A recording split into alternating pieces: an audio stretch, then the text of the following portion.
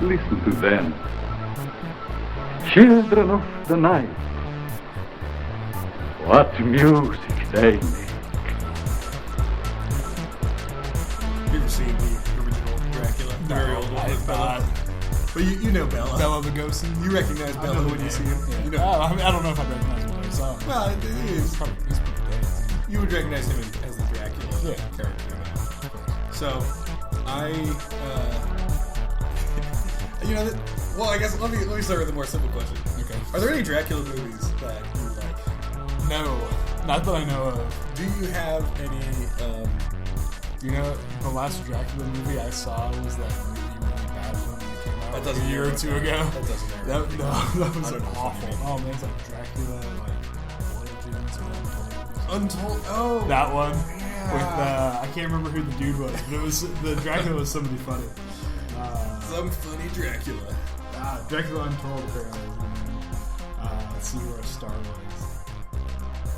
Not Shazam? No, it was I don't know why it has the screen. Luke Evans. Luke Evans, was that the lead? Yeah, that's Luke Evans. No, I don't even know who Luke Evans is. Well, you thought it was funny, apparently. Oh, it was awful. It was like really bad. Well, so, the fact that you saw it, though, suggests to me that perhaps you don't have a natural aversion to the idea that there could be a good Dracula movie.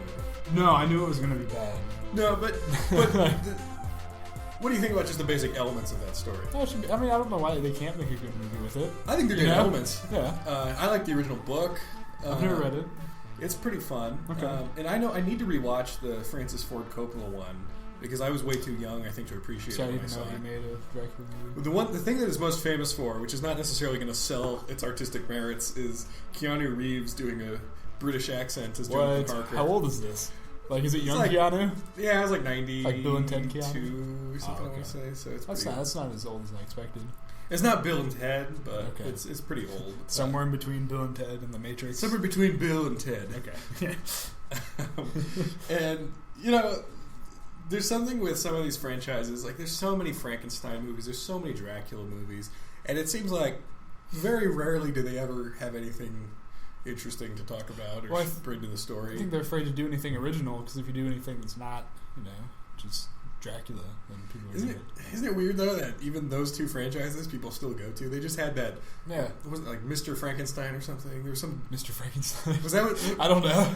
Oh, it was was this the Victor Frankenstein? The Aaron Eckhart one, or was this a different thing? That was Frankenstein. Not like I don't know. I can't keep them all straight because there's like one or two every year. It's not Van Helsing, so that's all that matters. Which wasn't even good. No, but I mean, that was kind of entertaining. Yeah. That one's a little fun. Yeah.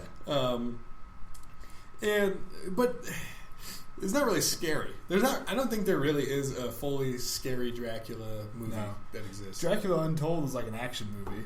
Like Well, it's got him like throwing bats at like whole armies, and it doesn't make any sense like whatsoever. Throwing bats. He does. He has like bat superpowers, and he throws like waves of bats at people. He fights a whole army just. Batman Begins probably handled that better than any Dracula. Yeah, it's like movie that, ever. but it's the whole movie, and it's really weird.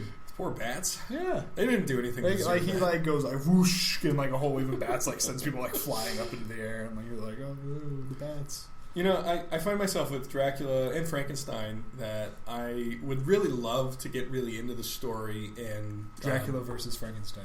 No, like Alien versus Predator. No, well, I'd love to be really immersed into it and actually get scared by it. I don't know if it's ever going to happen. No, probably not. And I think part of the reason maybe is just oversaturation. We're so used to the elements of the story that it's hard to actually get that into the story. But I've found a little wormhole to throw myself into related to Dracula. Okay. Which is that, so to back up, I've been reading a little bit of Walt Whitman's, his life's work through Leaves of Grass. Dracula fan fiction. Dracula. I don't want to. Let me tell the story here. So, Sorry. A little bit. So I've been reading a little bit of that, and Whitman is Leaves of Grass is not necessarily my favorite thing, but he's one of those foundational American poets who he's kind of responsible for establishing a lot of the poetry that would come out of this, and even American like folk music, and I would argue even country music. If you take out some of the xenophobia and homophobia and general anti-intellectualism. Badonk You can find some Whitman in there. Honky tonk and all that shit. You know? Yeah, there's no tractors in Whitman, but he paved the way for the tractors to pave other ways. Pre-tractor. But so I've been reading some of that, and whenever I read something that's kind of classic, sort of because I feel it's one of those things where you like to be well read, you push yourself into things that maybe you wouldn't read normally, and Whitman's one of those people for me. And I came across the idea that Whitman is a potential inspiration for Dracula. And so I was thinking, well, that's interesting. I don't know that I get that at first. So I look into it, and apparently Whitman's writing made it across the pond over to England. And there was a young Bram Stoker who was still in school at the time reading Whitman, and he just loved it. He thought it was fantastic. And he joined these clubs. He was in Whitman clubs. He was an enthusiast. He would argue with people in school debates about how great Whitman was. And he wrote multiple letters to Whitman, basically saying, your work is the best stuff in the whole world. Let's get married, but in other terms, because they couldn't get married back then. But if you read the letters, you could maybe argue that he wanted to. And that's part of the point, because Whitman has a lot of homosexuality is very present in Whitman, or at least manly love, maybe not necessarily strictly homosexuality. Kind of, yeah. And Whitman sort of has this idea that the merger of the body and soul does not need to be bound by the rigid ideas we have of sexuality in the Christian sense. And so Whitman leans more towards loving the men, I think, than the women, if you read the poems. And you could, I don't know if it's proven or not, but reading some of it, it sounds like Stoker's not entirely turned off by that idea. And, as a double entendre. And so Stoker really loves all this, but then he's sort of in a society that's not necessarily ready to accept Whitman's radical new ideas of sexuality, for one thing, let alone this whole American stuff that he's kind of working with. And as he's a little older, he goes and meets with Whitman, and then one of his other friends, the other famous writer, Oscar Wilde, gets jailed for sodomy. Oh, man. So you really see Stoker's very much at odds with the themes of Whitman's writing and the society that he's living in. And months after that, he starts writing Dracula. Now, as much as I'd love to think of Dracula actually as this beacon of evil, when I went back and now I'm looking at Dracula, he's a beacon of homosexuality. You can make that case. And there's some scholarly work coming out of the coffin, stuff like that. There's one even better one. Okay, the most blatant argument that Dracula really is a story about homosexuality argued that the arc is Jonathan Harker's reluctance to admit that he would like to get penetrated. Oh, and if you look at the impaled, if you want to say that, impaling, teeth penetrating, and one of the ones it points to is at the beginning when Harker gets stuck with Dracula's wives. It's this very sexual scene, and it's all this. On a bite on the neck. Yes, he's very sexual at the beginning. He's completely aroused, but it's not genital. It's them biting him that he really wants, but he knows it's wrong, and he feels really guilty about wanting it. And you have this whole. And that made the case that the whole time you have Dracula sort of bringing this new sexuality over, and then in the end he stabs Dracula, so he's able to finally penetrate a man. I don't know if that's all completely ready, but. I think you can make the case that what Dracula is bringing to England, beyond the whole undead part, is a new kind of sexuality. Because every time the bites happen, it's this very sexual kind of atmosphere that's going on. And so when you look at it through that lens, at least, and then you look at actually in the book the way that Dracula is described, he's described as a tall, kind of, tall, muscular sort of man. He's described as like lion-like and bear-like. Yeah, you can make that case. And when you think of that Bela Lugosi, kind of this aristocratic sort of Dracula, but at one point in the book he's described as wearing a straw hat. He's described as having long white hair that's with a receding hairline. Interesting. Look at Whitman, you see that. Okay. And I even found there's a letter that he wrote talking about when he met Whitman. And the two descriptions of the first time when Harker sees Dracula and when Stoker saw Whitman, they're pretty similar. Interesting, okay. And so, what kind of... I guess I think I see some validity to the theory that's out there. Yeah. And what is kind of funny to me is that looking through it that way and then also trying to get scared by Dracula, what we have instead is almost an argument that Stoker is showing the way that the society around him irrationally believes that a new kind of non-rigid Christian sexuality is this evil demon that's going to take them all and destroy their souls, but they secretly want it. Okay. And so I'm thinking, oh man, I don't even know if I can. I think it almost ruined what you can't get scared by it. Was scary, yeah. So, that makes you a bigot if you're afraid of it now. Well, now I see that it's Van Helsing who's the bad guy. Oh no, it's the other one. It's not even Dracula's just the guy coming with. I mean, he does some bad things, but he's just alluring. He's just luring in all the women because he's that attractive, and he's got this new sexuality that he wants to share with everybody. Okay, and I guess where I'm kind of going with it is, as much as I'd love to get scared by something like this, it's almost kind of even going back to The Shining. The more you analyze these things, and you can kind of see the authorial intention or potential authorial intention. I don't know if there's room to get scared in a horror story if you really understand why the author made all of the choices. Okay. Because I think ambiguity helps with most horror. So I mean, I feel like not knowing is much better than knowing when it comes to trying to be scared by something. So it does seem that way, especially so when I can see why your analysis of it would kind of take away the horror. Yeah, I'm thinking once you know. Oh, it's about repressed Victorians who want to get penetrated, but they don't think they do. And so that's Dracula in my mind now. That I've kind of done that. This is that's kind of funny. Every time you see Dracula now, it's well, you look at Whitman and you really don't think Dracula. No, but now I do because in the book he's described like Whitman. This is like an evil undead Walt Whitman coming to England, coming to have sex with you. Only you can invite him to his home. And then, yeah, he just took actual vampiric myths and combined it with fear of people who are gay. Interesting. So it's that theme has made its way into the culture. Not in Dracula though. You never really see Dracula, like modern depictions of Dracula, having anything to do with that. No, even like most vampire stuff that comes out now, they kind of tend to avoid it unless it's like some clever little, Dracula, I don't know if there's ever even been a gay Dracula, has there? I don't know. I don't think so. Not that I've seen. Not that I know of. And we've got a piece actually. Well, that's because I think male vampires have been a big selling point for females in a long time. I mean, you get Twilight, even the stupid Dracula movie I saw. It was some big buff dude who's going around. He's got all of his ladies, and it's. Twilight, you can make the case, is also about one person's struggle with determining whether or not and when they would like to be penetrated. Determining by how many people, like which species, like there's like a whole that's all it is. That's all the book's about, isn't it? I mean, it's not even like subtle. Like it's just like no, not really. Yes. I don't know that Stephanie Meyer was actively trying to work on this sort of subversive reading of Dracula or not, but. Sexuality in vampires has not gone away, but Dracula and sexuality seems to be less and less prominent. Right. Yeah. Okay.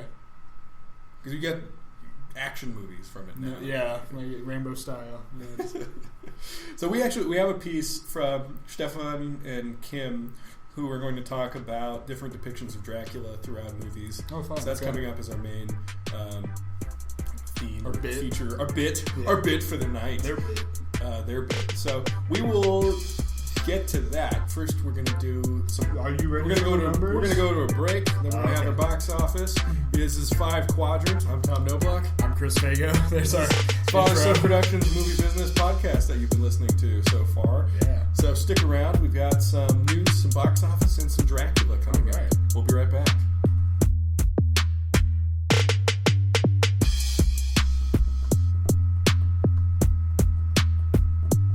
Today's show is brought to you by the Movies and Stuff YouTube channel, run by movie lovers Dan and Abe, who chat about the films they love and are often joined by actors, writers, and other people involved in making those movies. They've got a couple recent interviews with people like Andrew Kevin Walker, Robert Angles, and Nicholas Winding Refn. You can watch their live stream interviews, reviews, roundtables, and panel debates every week by heading over to youtube.com/moviesandstuff. Subscribe today.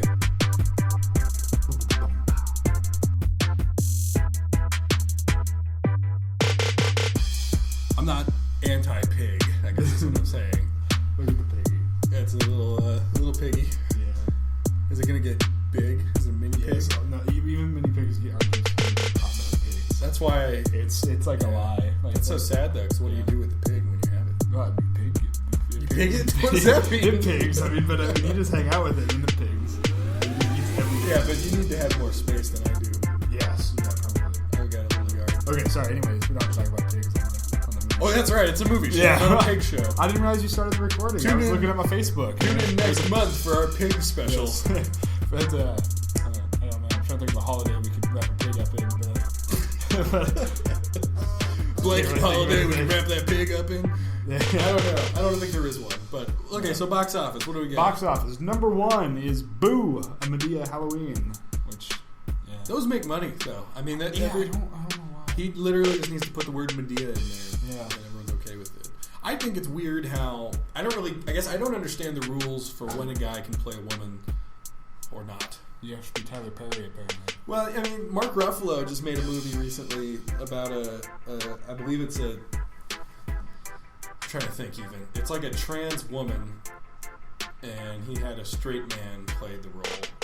Was this not the Danish Girl or whatever? It was not that one, but that one got Best Actor, so you can see how people think it would be okay. Yeah. And so we're going to go back to like Shakespearean times where everyone was a male actor.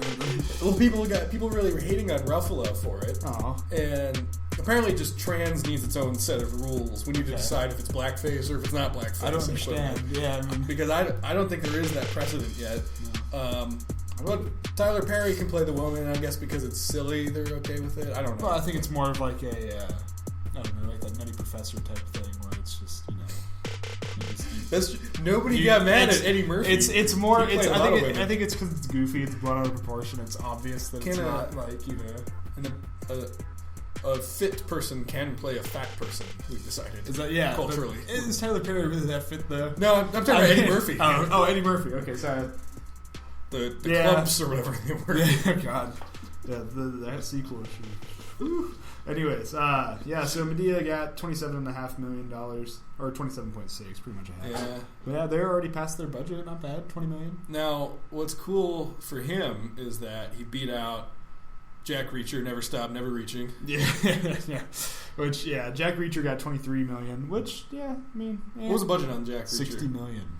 60, see, I mean, it's okay. Like in the first weekend, that's not bad. I don't know though. I mean, I feel like nobody saw the first one. Yeah, does anyone care about this franchise? No, it's what was it, Lee Child, right? With the books, something like that. Yeah, I don't know why I knew that. I've never. People like the books, and the only thing I really know about them is that the guy's really tall in the books. He's really tall and muscular. He reaches, right? Is that his thing? Well, Tom Cruise, he's the reach part. Oh, okay. Less of the jack. The long arm of the law. He's, well, but not the long legs. He's not very tall. Yeah, I don't get it. It's not a good Tom Cruise. Not that it really matters that much. There's going to be some guy in the theater and be like, so untrue to the book. He's supposed to be taller. Yeah. I could see them using like forced perspective though to make like Tom Cruise look taller than everybody else. Like, it's like the Hobbits, but they just need to make him grow like 6 inches. There's a scene in, I think it was the last Fast and Furious movie, like last with quotes around it. Cause it's always the last, but then they make another one. Fastest and 7 years. Fast 7, Furious like 2. I don't know. Like that's gonna be the next. They're just gonna put the number. Yeah, they're gonna be different for each of them. 7 Fast, 7 Furious. But yeah, there's this really bad scene where you could tell that they tried to do that with Vin Diesel and The Rock, because Vin Diesel's like 5'8" or something. He's super short. Well, he's like normal. Yeah, he's normal height. Yeah. But The Rock is not. The Rock is like a beast. Like he's huge. But you see this scene and they're both eye level with each other. And then you're like, wait a minute, they've never stood next to each other the entire time during the film and looked eye level. And they're like 2 inches apart. But you could tell like The Rock standing way back, 5 feet back, and Vin Diesel's right up next to the camera. And something just like your brain tells you like this doesn't look. Couldn't they just give him a stool? There's something wrong here, Just give him a chair to stand on. It's so weird. It's I would love to watch Vin Diesel standing on a stool. Just that behind the scenes picture of that. I bet there was a closed set. He's on a bunch of guys. I need no crew here. Just the director to The Rock and I can be here for this part. Need a closed set for this one. Yeah. Then number 3 we got Ouija, Origin of Evil, $14 million. Ouija dos. Yeah, and, so that's probably about what they wanted, and they've already made money. That was a $9 million budget. And that's the only horror movie. The only one that looked like that came out this month. I think that's true. Like I don't wonder why do people not want horror movies at all? anymore. Yeah, why is it, unless it's Saw or Paranormal Activity, nobody even tries? The weird thing is, I want to say out of the two big horror movies that have come out this year, which I would say is, what was it? Don't Breathe. Don't Breathe.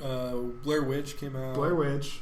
Is there even another one? Ouija, I don't know, not big, but even out of those three, they all surpass their budget, like, massively.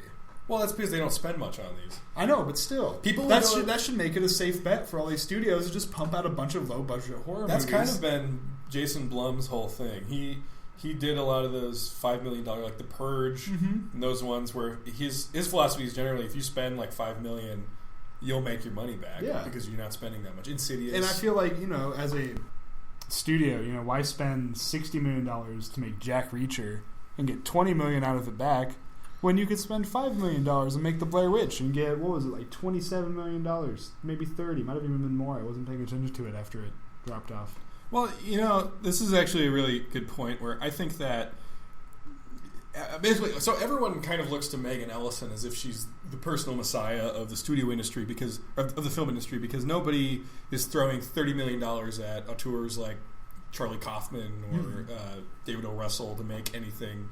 Because the people who 10 years ago could get stuff like adaptation funded for $20 million, nobody's going to get $20 million for that now. Well, I think a lot of times they don't even need $20 million to make a movie like that. Like, they don't even want the $20 million. Like, just give us 10, give us 5. If Jason Blum were to get into the art house movies, I don't see why you can't make almost all of them for $5 to $10 million. Oh yeah, I mean, it's going to be smaller paychecks, but what he does is everyone's got a back end deal on it. So if it makes money, then everybody makes the money, but there's very little up front, which. That seems fine. like that's the way you'd think it would work. That should be the future of the movie industry. Because do you need to make huge upfront fees for something if you don't know if it's going to make money? I think it makes more sense. It would have to make money for you to make money. Yeah, that's usually the way making something and selling it works. Is like you kind of get like your upfront like deposit kind of a thing. You make your product, you sell your product, and if the product makes money, look, you made some money. He is one of the only practical producers in Hollywood. Who does he work for? What studio is he with? He's got, I think he's with Universal, but his production company is Blumhouse. Oh, okay. And they primarily have done the horror movies. Every once in a while, I think he also did, what was that Miles Teller drum one? Oh, Whiplash, yeah. That was alright, yeah, I enjoyed that one. I think it was $3 million. Oh, yeah, I mean, that doesn't... Give him a little bit of money, let's the cool people come in and do whatever they want. The guy plays some drums, that's all you got to do. And it's very frugal filmmaking, but I don't see why filmmaking can't be frugal. No, it doesn't need to be hundreds of millions of dollars per movie. I agree. Yeah, it's insane. What else? Speaking of movies that maybe cost a little more than they should have, what's at number 4? The Accountant, which that weekend made $14 million. Is that $47 million? Yeah, total is 47. So they're barely above their budget of $44 million. That's not bad. Except that really, you got to cut it in half to see what they're really at. Ooh, well, I don't know how much that would have made across the ponds, the various ponds. Only $10 million. Yeah, so far. Yeah, I didn't expect that much from them because it seems kind of a typical American action crime movie kind of a thing, Perhaps tragically, I think people like that a lot more than they liked Batman vs Superman, but nobody's going to watch it. Yeah. I don't know. It looked average to me. It looked kind of like a movie that I wouldn't go see in the theater. Wasn't everybody saying if only Batman vs Superman was average? Yeah, I thought it was average until like the last 20 minutes. Then I'm just like, I'm gonna stop watching. I pulled out my phone. Like I usually do a really good job of not looking at my phone during movies, but once Doomsday showed up, I just kind of was like, I took a leisurely bathroom stroll. I lost it at that point. Number 4 was The Accountant. Number 5, we've got The Girl on the Train. They made another $7 million this weekend, bring them up to $58 million total. It's kind of struggling. Almost 59. And they spent $40 million on that? Yeah, $45 million. So I think they thought that was going to make as much as Girl with the Dragon Tattoo, which I think made just around $300 million. Or like Gone Girl, that kind of thing. Like they're at $100 million worldwide though, so that's not bad. They're doing all right. Yeah.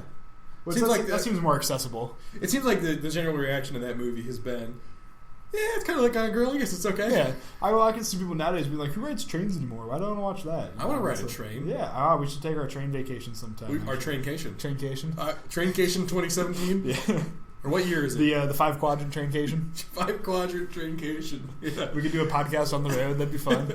Actually, that'd be kind of cool, We're not live anymore, so we can record it as we go. We can record wherever we want. Have a quadrant for each stop. So 5 stops, apparently. It's planning itself. Yeah, sure. Yeah. Let's see. Number 6 is Miss Peregrine's Home for Peculiar Children. That one made $74 million, but it's still not at $110 million. Worldwide, though? I feel like that one made a little probably, more worldwide, because Burton has just some built-in audience. I wish this thing pulled up my worldwide. Oh, man. Yeah, it made more worldwide than it did domestic. That doesn't surprise me. I think people have kind of cooled on Burton a little bit domestically. But okay. Worldwide, but everywhere people are else, still like, this is cool. Yeah. Like, look at that neat CGI. And then, let's see. They didn't even need real dinosaurs to film this movie. That's fantastic. What a time to be alive. Keeping Up with the Joneses made $5.6 million, which brings them to a total of $5.6 million.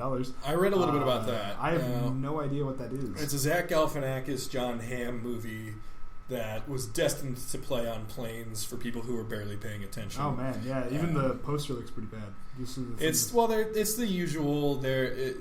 Galifianakis and Isla Fisher are a suburban married couple who are boring married lives now, and then the secret agent, cool neighbors move in, and then they get stuck in some kind of espionage crazy thing. Yeah, I feel like it's like Neighbors, but instead of frat kids, they're spies. No, that sounds better than Neighbors. So we put it like that. The new neighbors move in and they're spies, and they keep throwing all these parties. I think the problem is, I think Rose Byrne is hilarious. So if I could just get a good Rose Byrne comedy without having to sit through all the frat stuff, I'd be happy.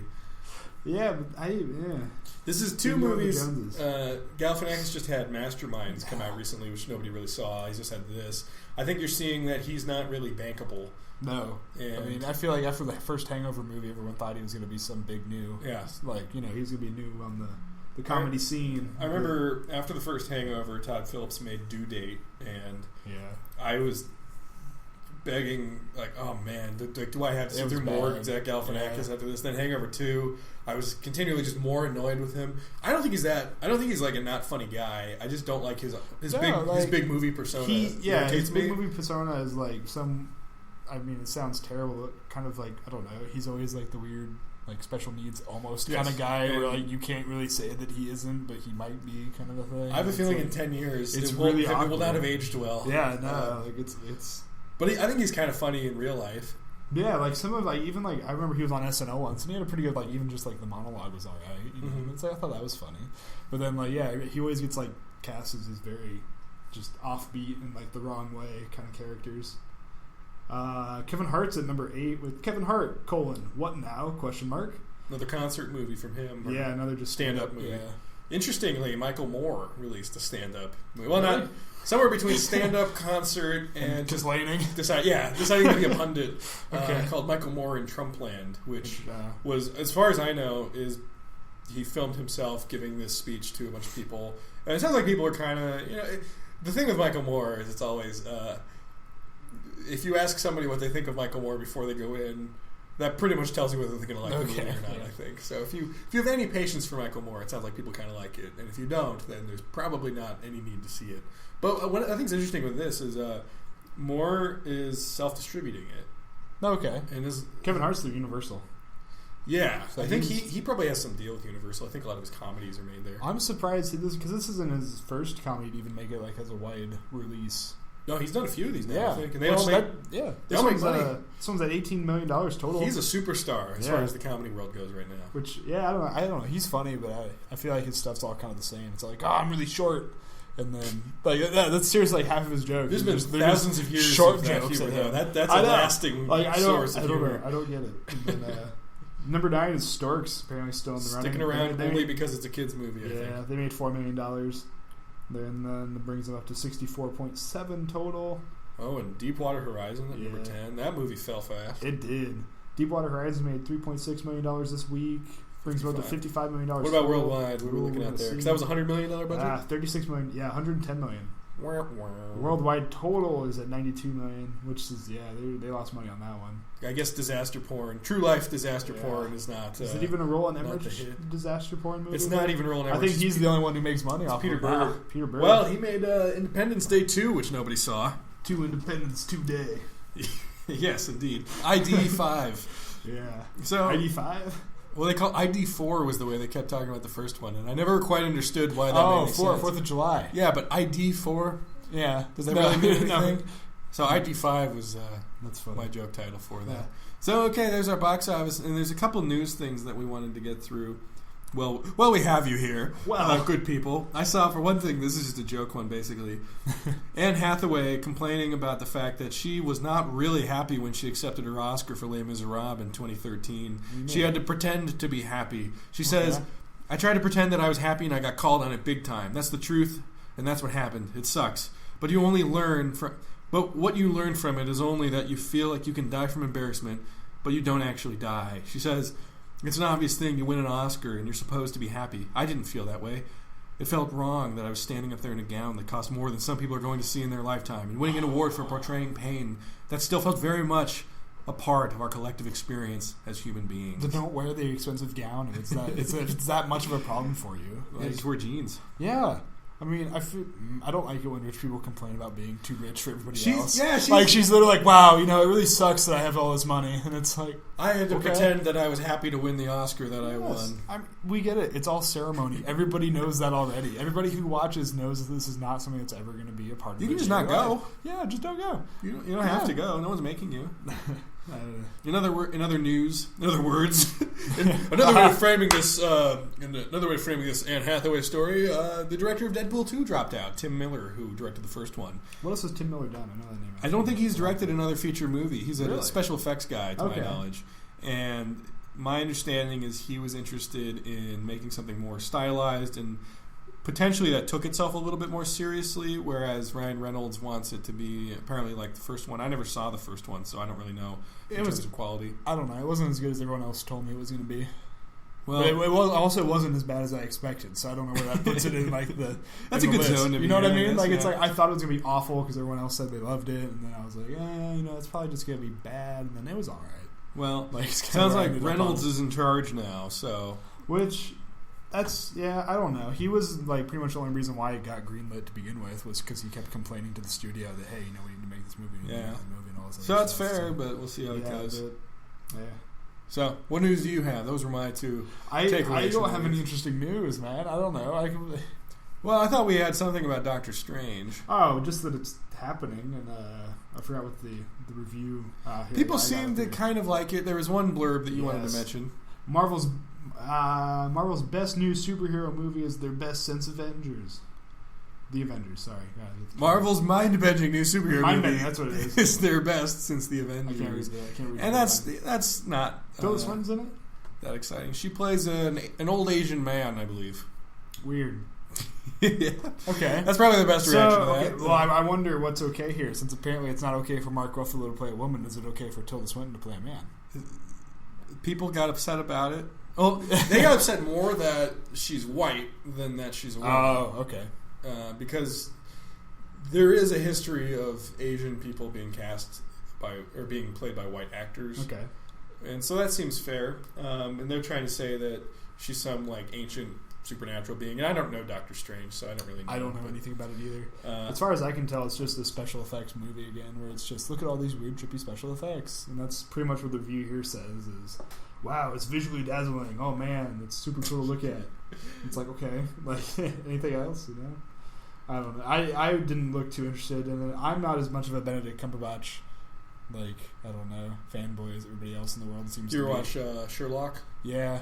I never got into it. I wasn't impressed. Episodes. Like, the first episode's alright. It's it's pretty good. But there's like 2 or 3 good episodes in the first season, and the rest of them are just awful. Like, there's one with there's like some ninja old lady, and that one's like, I don't know, that one lost me. And it was kind of hard for me to get back into the groove. Once you go ninja old lady, it's hard to... Well, and there was the cliffhanger of one episode where he dies by literally like jumping off the building. He's supposed to like jump off a building or something, or else the bad guy's going to do something. I don't remember what it was. And the season ends with him jumping off the building and crashing into the car and dying. And the first episode of the next season, everyone's like, oh, how are they going to resolve this? Because he obviously doesn't die because there's a new season. They just ignored it.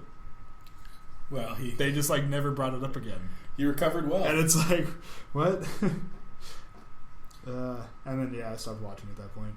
I've only seen isolated bits of episodes. It just doesn't seem like my kind of thing. Nah, but people do like him, so I don't know. He was a terrible con. Well, I don't know if you can really hold him completely to blame for that. It's not like God. Not like there was anything really that good about that movie. But I'm sure Doctor Strange is going to make plenty of money. I just don't care. Yeah, I probably will. Best since the Avengers tells me I'm probably not going to like it anyway. It's a B-, which is apparently as good as the Avengers. Best since the Avengers, B-. B-, yeah. That makes me... According to IndieWire. I mean, if we're... You know, maybe that's true. I don't know. I've kind of... My superhero-ness is kind of run out. Your superhero-ness? Yeah.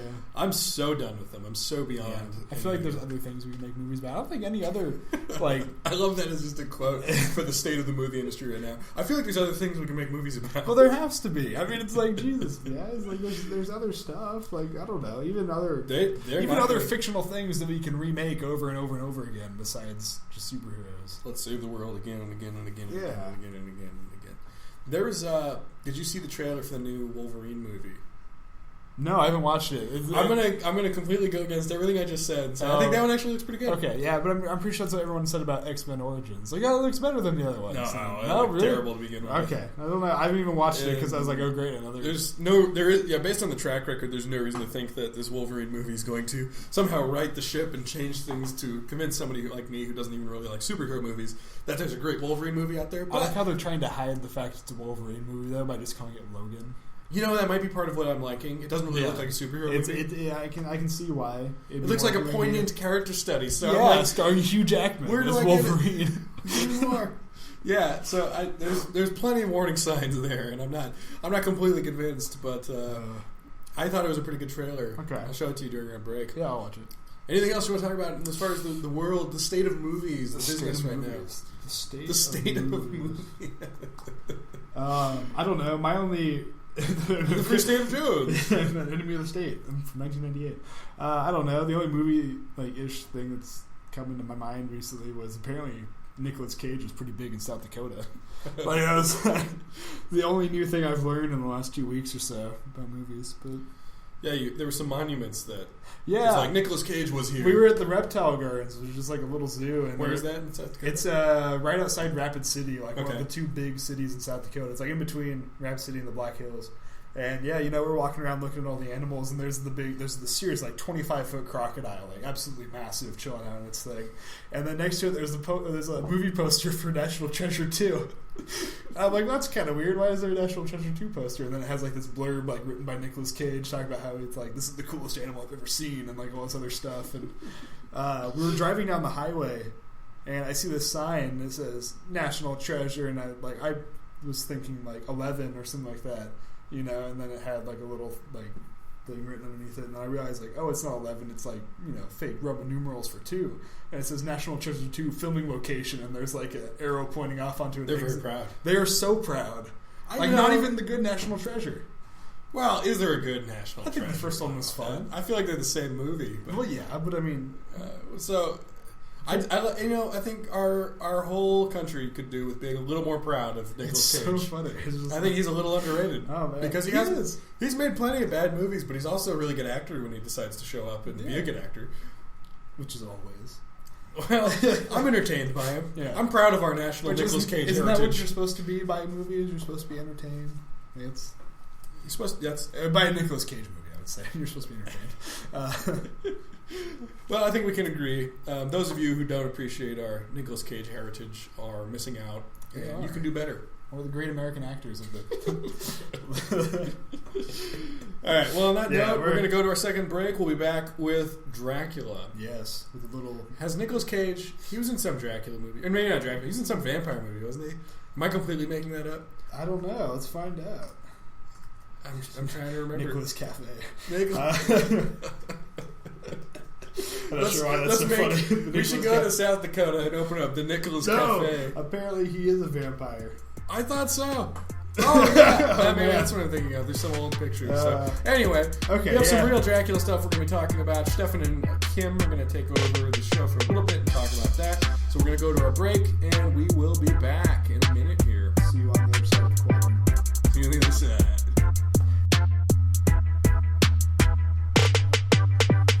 We are brought to you today by the Supernauts, pop culture's junk drawer. Head on over to supernauts.com for the latest movie news, editorials, reviews, podcasts, and comic strips like Studio Head. Debate, discuss, geek out. Head on over today.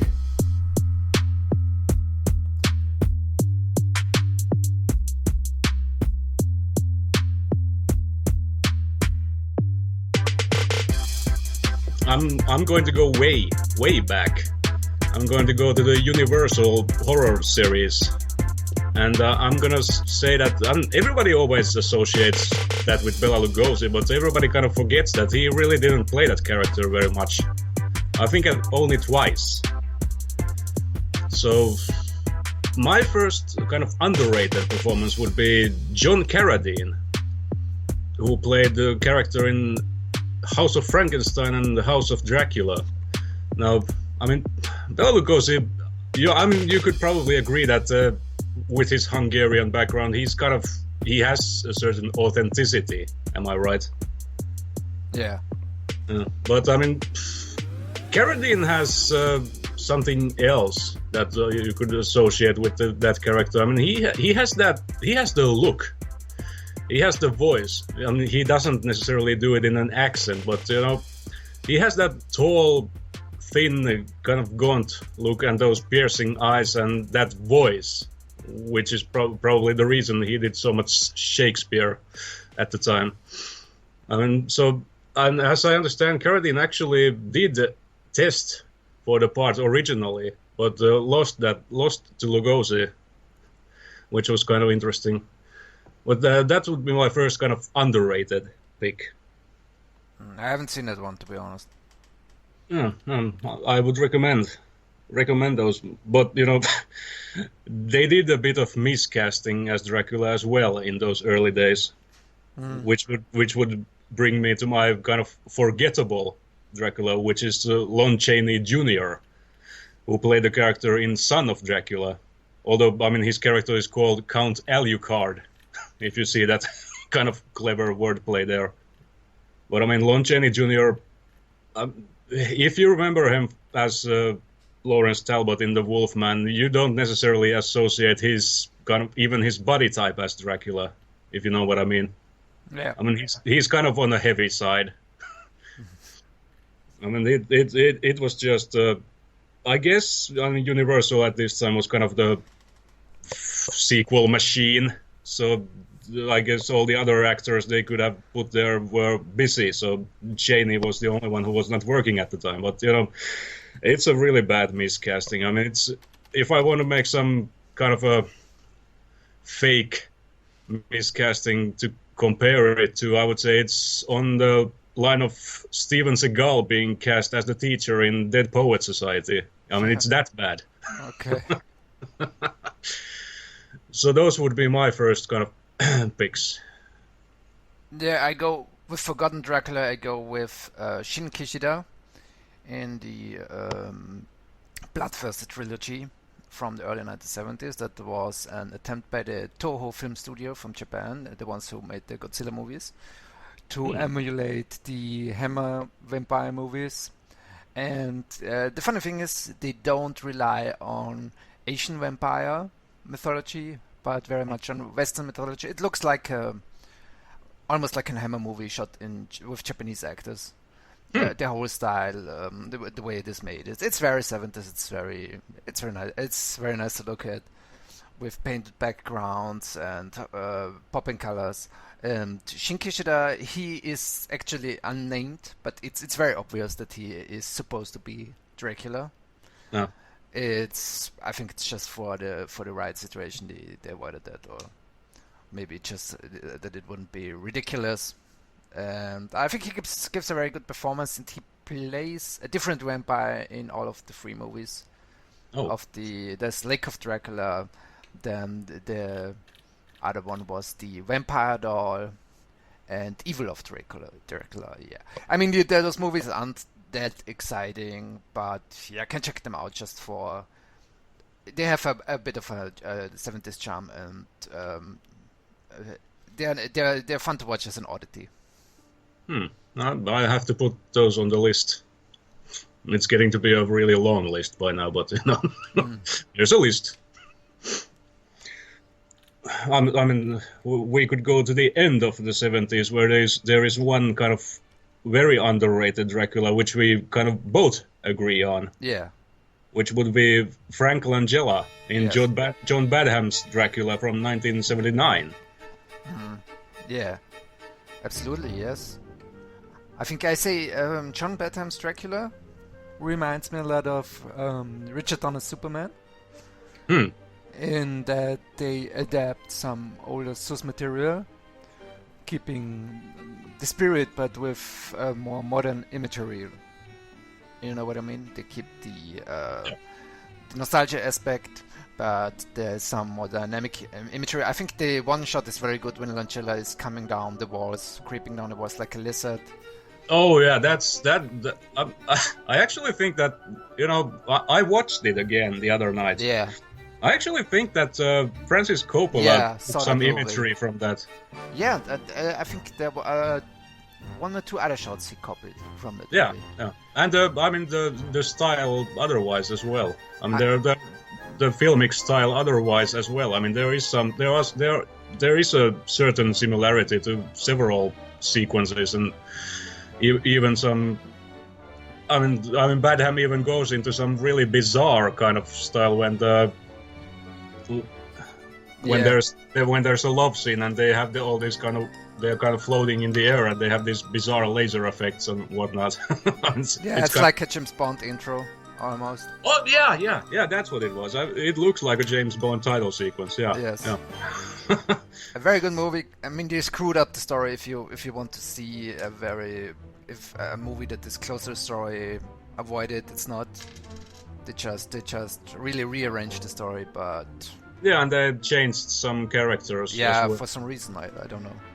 And it's got Donald Pleasence playing a psychiatrist. It's very original casting. Never seen before. No. I mean, I think they actually originally wanted him for Van Helsing. Ah, really? Okay. Yeah. But another guy hunting a monster. Yes, that's new. Yeah. When he actually declined to play Van Helsing because it was too close to Dr. Loomis from Halloween. Ah, okay. Yeah. So he's playing another psychiatrist. It's not close to. Yeah, whatever. Yeah. And I'm Frank Langella. It's kind of interesting. Yes, good. Yeah. I mean, he kind of looks like Christopher Lee a little bit, you know. In that movie, the eyes. It's the eyes. I think. Yeah, definitely. And I think he's it's full about the love story aspect in this case. I mean, yeah, I think they actually originally intended to have a kind of subtitle, Dracula, a love story. Yeah. But the marketing people wouldn't have that, I guess. Yeah. So, what's up next? Okay, so let's just move ahead in time. I mean, you had the one television Dracula that I hadn't seen at all. Oh yeah, Jonathan Rhys Meyers. Yeah. Dracula from the series of 2013 just ran for one season, sadly. I mean, you could say the series actually kind of more of a guilty pleasure. It's kind of cheesy. It's like I mean, you really screwed the character. He's the hero, more or less, of the show. He's kind of a more progressive type. He's Dracula and Oscar Wilde and Nikola Tesla thrown into one character. Oh. Blended into one character. It's a little bit of steampunk there. And I don't know, there's a scene in the series when they're visiting an underground mud wrestling club. Okay. It's really cheesy, but I thought it was a lot of fun. I was really disappointed they didn't continue it. If you're a Dracula purist, maybe don't watch it. Same goes for this one. But lots of fun. I was disappointed that they didn't continue it. I mean, I think he did that right after Tudors or whatever it was. I think, yeah. I think it was even with the same team. I think his career never took as off as he deserved. I think he's. Well, I think he had some substance abuse problems. Ah, yeah, okay. Somewhere there. Might explain it. Yeah. Well, going back to the movies, well, I have a couple of forgettable ones. I mean, we can. There are two which we can probably both agree on. I mean, the first comes from Van Helsing, and that's Richard Roxburgh. That's just horrible. I don't think he is good at all, to be honest. No. I think he's really just maybe he's a good stage actor, I heard, but he's not a good movie actor.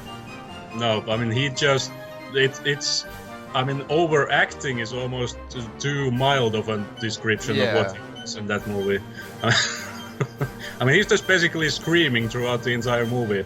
Yes. In some bizarre accent, which who knows where that came from. I think this movie also proves that camp isn't easy to do. I think they were going for a campy vibe, but it didn't work. Yeah, I mean, that's just it. If you go for camp, it most certainly doesn't work. But if you unknowingly go to camp, then it can be entertaining. It's a horror movie.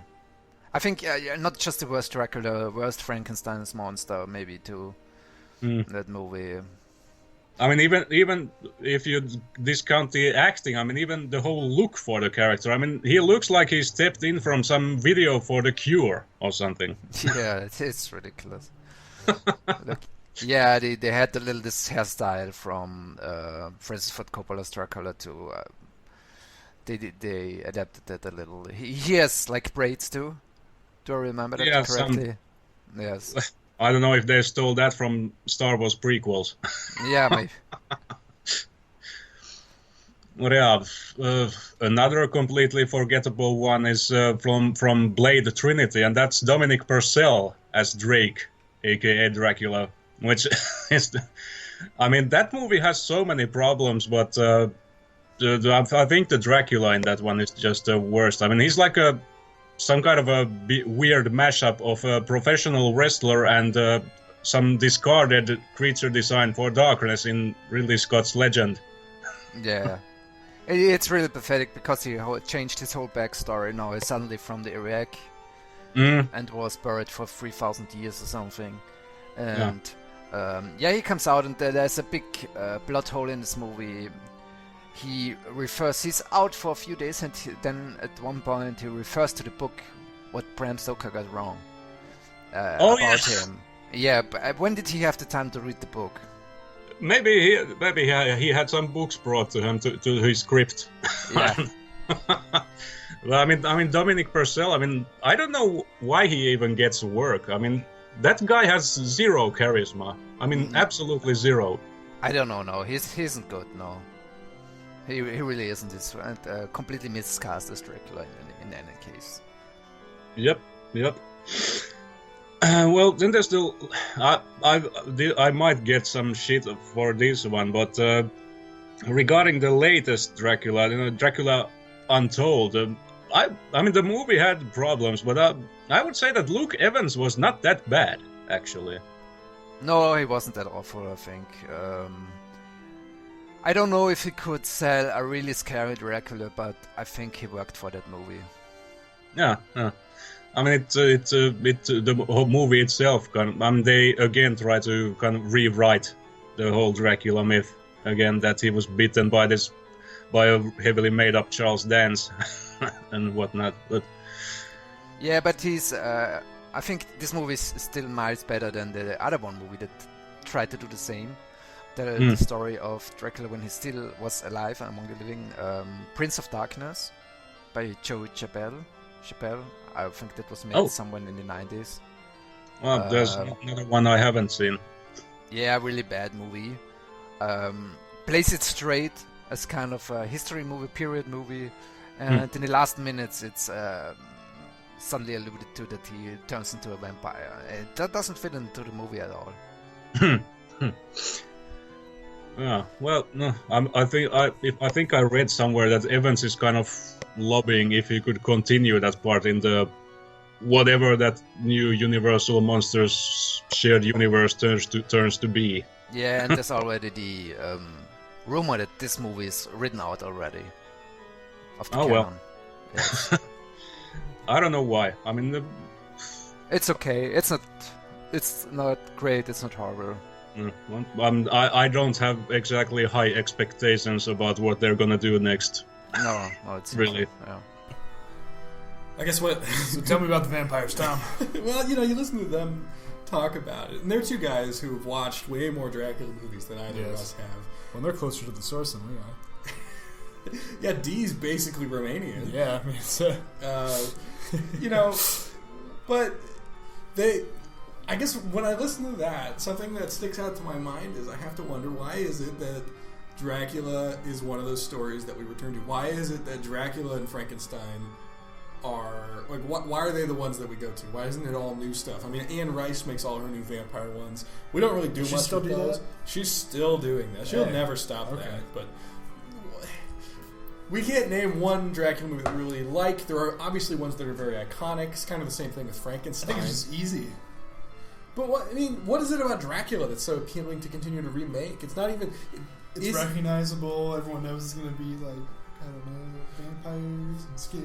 But when people make their own vampire ones, a lot of people tend to actually latch onto that, I think, as opposed to this mediocre expectation of here's another Dracula movie that will be forgettable, but you'll go see. I don't know. I don't have the answers you seek in this regard. I know you don't, but why this property, I guess, is my question. I get Frankenstein, I get, because that's a crazier idea, I think, inherently. Yeah, there were vampires before Dracula. There wasn't really quite the Frankenstein story before Frankenstein. Ooh, I don't know. It's weird, isn't it? Yeah, I think it's just the recognizability of the name, and it's free. It's not like it's a public domain. God, can you imagine what's probably going to happen with all these movies with superheroes and whatnot is eventually it will blow up, the bubble will burst, and they'll go back to making other movies, and then eventually all these things will be public domain. 50 years down the road or whatever. It's whenever it's going to happen, and then they'll just continue to remake them once they are. Well, Iron Man will be the new Dracula at some point. That'd be funny. Maybe we'll get a good crossover where Iron Man's a vampire. And then... Well, we've already got history rewritten with vampires and zombies. We do, yeah. Like old literature written with it. Well, Abraham Lincoln, Vampire Hunter. Oh, that's true, yeah. It's weird. How was that? No. I saw that movie. I did not. I saw it, and I remember thinking maybe if it was like schlocky enough and just kind of fun. If it basically was pretending it was directed by Sam Raimi and it was kind of like that Army of Darkness tone, I think I would have liked it. That's kind of what you expect, is Army of Darkness, but because vampires. It's stupid. Like Abe Lincoln's actually from the future, but he gets sent back in time, and everyone's vampires. It's a stupid idea, like that, but it took itself really seriously and just tried to be a cool action movie. I think it's not cool. No, it's Abraham Lincoln. It's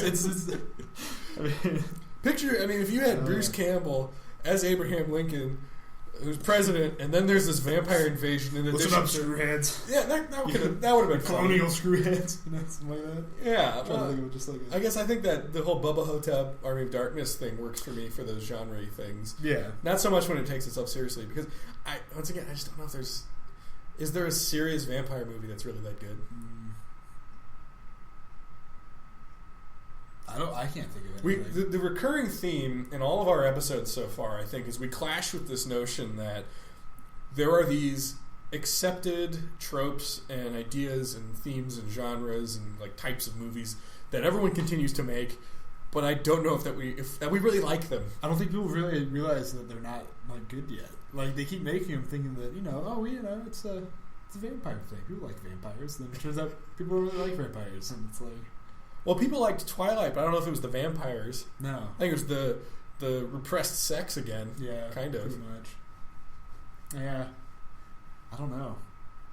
You see, I've never really been too terribly attached to the whole vampire thing anyways. So I don't know that anyone really is. No. That's what I'm saying. It's like... And people love zombies, weird. And I feel like there's a couple good zombie things out there, but for the most part, they're not really that good. The ones that last aren't really the ones that we like. No. Like, there's, what is that? I don't know. Like, Dawn of the Dead, all 5 different versions of it. And then all those millions of sequels. Yeah. I can't stand The Walking Dead. I watched an episode. I've watched the first episode, like, a few times, trying to get back into the series. But, like, I've never, like, been able to stick it out past that. Like, I'm just like, okay, yeah, zombies. And then, So I guess I don't know how to solve this problem. I don't know how to explain why people like things they don't like. I think we need to walk away from it for like 20 years or so.